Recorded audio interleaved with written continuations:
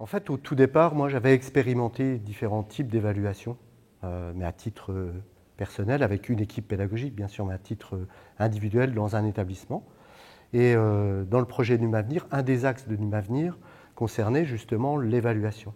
Donc, Madame François m'a contacté à ce moment-là pour faire part en fait de mon expérience. Et puis, petit à petit, d'expériences passées, on en est passé en fait à l'avenir, c'est-à-dire comment développer différents types d'évaluation au sein des différentes sections commerce. En France, hein, en tout cas, et dans les pays francophones, mais pas ailleurs.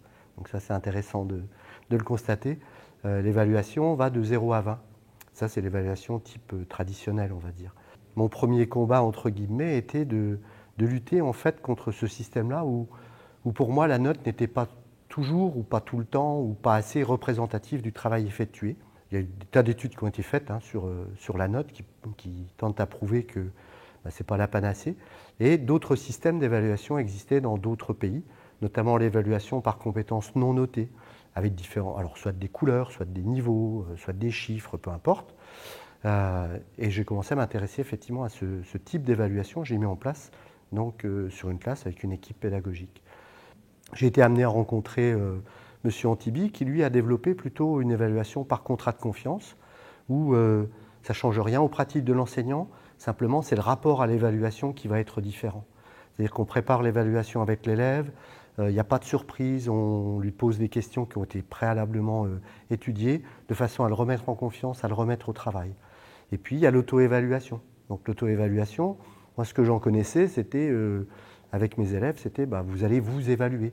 Et jamais je m'étais posé la question de savoir, mais est-ce que je leur ai appris à s'évaluer, à s'auto-évaluer? Voilà, l'évaluation par les pairs de la même façon. Donc ça fait beaucoup de systèmes d'évaluation différentes qui sont souvent vécus séparément dans le monde de l'enseignement, mais qui, on s'aperçoit, peuvent être très bien mixés. On peut très bien mixer deux systèmes d'évaluation différents entre eux, par compétence et évaluation par contrat de confiance. Ça va tout à fait bien. Quand on évalue par compétence, on peut évaluer plusieurs compétences au cours d'une même évaluation. Alors peut-être qu'en orthographe, voilà, il y a des difficultés et vous aurez peut-être un non acquis. Mais en tout cas, ce qui est sûr, c'est que dans d'autres domaines de compétences, vous aurez des satisfactions.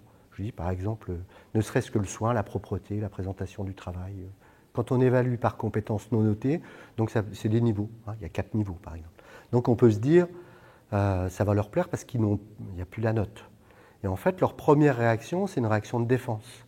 Parce que comme ils ont toujours connu un autre système, ils veulent s'y accrocher quand même. Et surtout, ils pensent que c'est un peu infantilisant. Parce que ça se fait à la maternelle.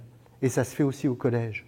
Donc en lycée, ils se disent, voilà, on m'infantilise quand on me met des couleurs, on me met des smileys, on me met des niveaux. Moi, j'ai envie d'une note, quoi. Mais en expliquant réellement le système, les élèves se l'approprient. Parce que ce qu'il ne faut pas oublier de dire, c'est que, par exemple, dans l'évaluation par compétences, chaque fois, il y a un retour après l'évaluation. C'est-à-dire qu'on fait des groupes.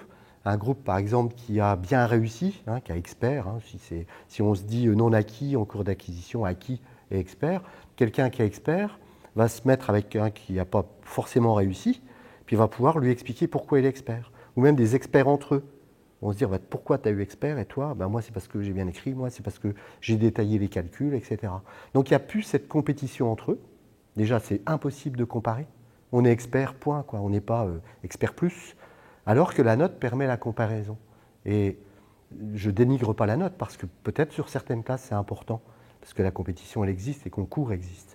Mais ce n'est pas forcément la panacée.